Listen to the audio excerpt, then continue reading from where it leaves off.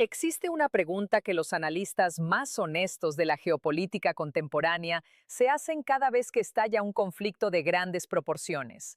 Una pregunta que parece cínica cuando se formula en voz alta, pero que en realidad es la más reveladora de todas las preguntas disponibles. ¿Quién se beneficia? No quien dice que se beneficia, no quien el relato oficial presenta como el defensor del orden y la justicia, sino quien, en el frío análisis de los flujos económicos, de los movimientos estratégicos y de los cambios en el balance de poder, sale materialmente mejor de lo que entró. La guerra en Oriente Medio, ese conflicto multidimensional que se expandió de manera dramática desde el 28 de febrero e involucra directamente a Estados Unidos, Israel, Irán y de manera indirecta a docenas de otros actores, no es la excepción a esa regla analítica. Es su ilustración perfecta.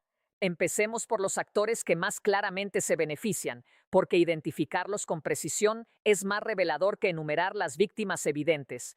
El primer beneficiario claro, el que gana en términos más directos y más cuantificables, es Rusia.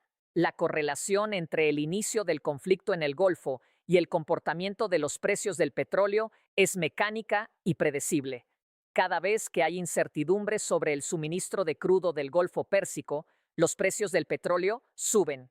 Y Rusia, que exporta aproximadamente 7 millones de barriles por día, recibe más ingresos por cada barril. Un aumento de $10 por barril en el precio del petróleo le genera a Rusia aproximadamente 25.000 millones de dólares adicionales en ingresos anuales. Con los precios que se han visto desde el inicio del conflicto, el beneficio para las arcas rusas es sustancial. Eso no es todo.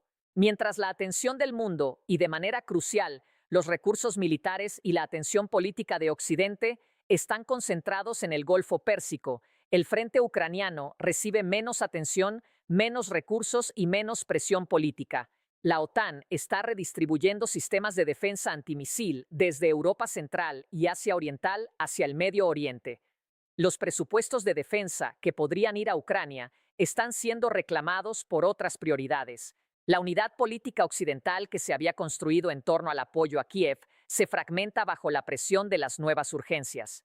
Putin no necesitó planear el conflicto iraní, solo necesita gestionar con habilidad las oportunidades que produce. Y hasta ahora, desde la perspectiva de los objetivos rusos en Ucrania, el conflicto en el Golfo ha llegado en un momento que difícilmente podría haber sido más conveniente si hubiera sido diseñado en el Kremlin. El segundo beneficiario, más sorprendente en apariencia, es China. La paradoja superficial es que China, que obtiene el 80% de su petróleo de importación por el estrecho de Malaca desde fuentes que incluyen el Golfo Pérsico, debería sufrir con la inestabilidad en la región. Y en términos de precios de la energía, efectivamente sufre. Los precios más altos del petróleo son un costo para la economía china que tiene que importar enormes cantidades, pero los beneficios estratégicos superan con creces ese costo para Beijing.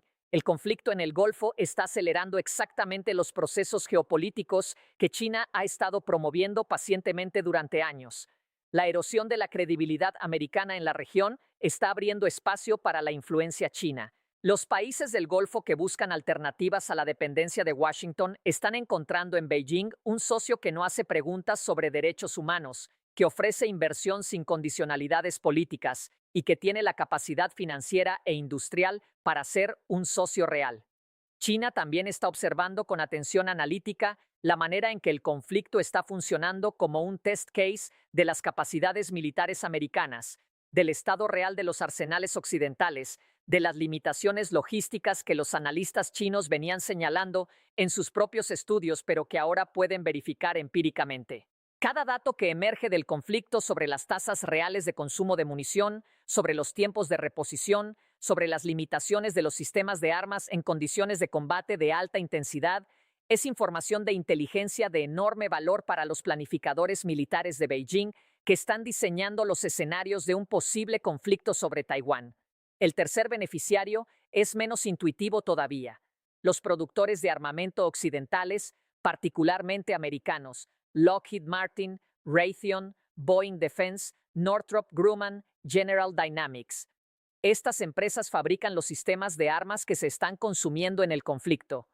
Cada misil Yochidam que se lanza, Cada interceptor Patriot que se dispara, cada bomba de precisión que se usa, es un ingreso para alguna empresa de la industria de defensa americana, y los contratos para reemplazar esos consumos son ingresos futuros garantizados. El complejo industrial militar americano, ese entramado de empresas de defensa, lobistas, congresistas de distritos donde se fabrican los sistemas de armas y generales retirados que se convierten en directivos de esas mismas empresas, tiene un interés estructural en la existencia de conflictos que consuman armamento que luego hay que reponer. Esto no significa que el complejo militar industrial planee guerras, una afirmación que requeriría pruebas que no existen en esta forma, pero sí significa que una vez que la guerra existe, los incentivos del sistema están alineados con su continuación más que con su resolución. El presupuesto de defensa americano es de aproximadamente 850.000 millones de dólares anuales. Representa más del 40% del gasto militar global, y en los años de grandes conflictos activos, ese presupuesto tiende a expandirse. La guerra en el Golfo justifica solicitudes de presupuesto adicional que en tiempos de paz habrían sido difíciles de defender políticamente. El cuarto beneficiario es Israel, aunque de una manera que requiere matización. Israel tiene objetivos específicos en el conflicto iraní que son genuinamente de seguridad nacional desde su perspectiva. Reducir la capacidad de Irán para financiar y armar a Hezbollah y Hamas, eliminar o degradar el programa de misiles balísticos iraní y, en el mejor de los escenarios posibles, producir un cambio de régimen que deje a Irán gobernado por un actor que no sea existencialmente hostil al Estado israelí. Algunos de esos objetivos pueden estar siendo logrados parcialmente. La capacidad iraní de financiar proxies está siendo afectada por los ataques a su infraestructura económica. Algunas instalaciones de misiles han sido dañadas. La presión sobre el régimen es real. En ese sentido limitado, Israel está obteniendo algo de lo que buscaba, pero los beneficios de Israel tienen límites y costos que sus promotores tienden a minimizar en el debate público. El costo humano para la sociedad israelí, la tensión que el estado de guerra continuado impone sobre la economía y la cohesión social, el deterioro de la imagen de Israel en el mundo, incluyendo sectores de la diáspora judía que antes eran apoyos incondicionales, son todos costos reales que se acumulan. Hay actores que se presentan a sí mismos como ganadores, pero que en realidad están en una posición mucho más ambigua de lo que su retórica sugiere. Estados Unidos es el ejemplo más claro. La administración Trump entró en este conflicto con la narrativa de que sería una victoria rápida que reafirmaría la supremacía americana, resolvería el problema iraní de una vez por todas y fortalecería la posición de Washington en la región. Nada de eso está ocurriendo de la manera prometida. Los costos están aumentando. Los aliados regionales están nerviosos. La opinión pública interna está erosionándose.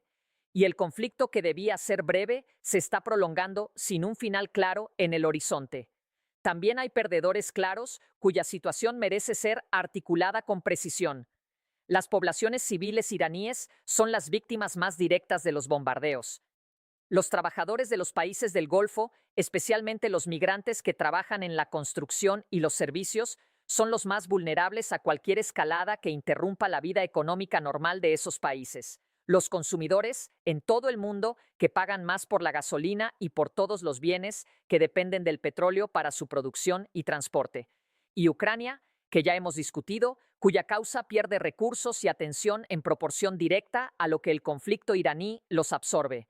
Pero quizás el perdedor más significativo de todos, el que más tardará en recuperarse de lo que está ocurriendo, es el orden internacional basado en normas. Cada conflicto que se desencadena en violación del derecho internacional, cada vez que las grandes potencias actúan con impunidad, cada vez que el Consejo de Seguridad queda paralizado y la única respuesta disponible es la fuerza, ese orden pierde un poco más de su capacidad de funcionar como mecanismo de resolución de conflictos. Y cuando el orden internacional se debilita, los que más pierden no son las grandes potencias que tienen capacidad de imponerse por la fuerza. Los que más pierden son los países pequeños, los actores débiles, los que dependen de que las reglas sean respetadas porque no tienen poder suficiente para imponerse cuando no lo son.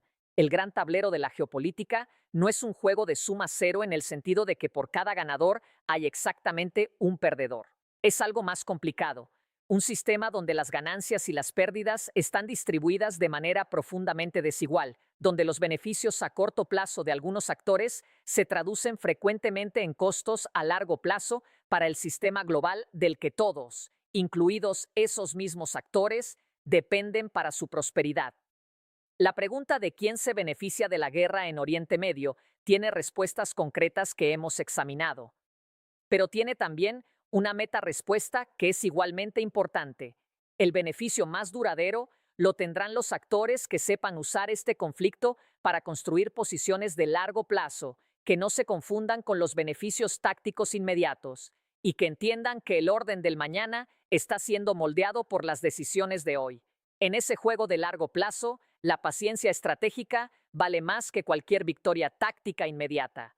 Y los que tienen más paciencia estratégica en este momento no son necesariamente los que están disparando más misiles.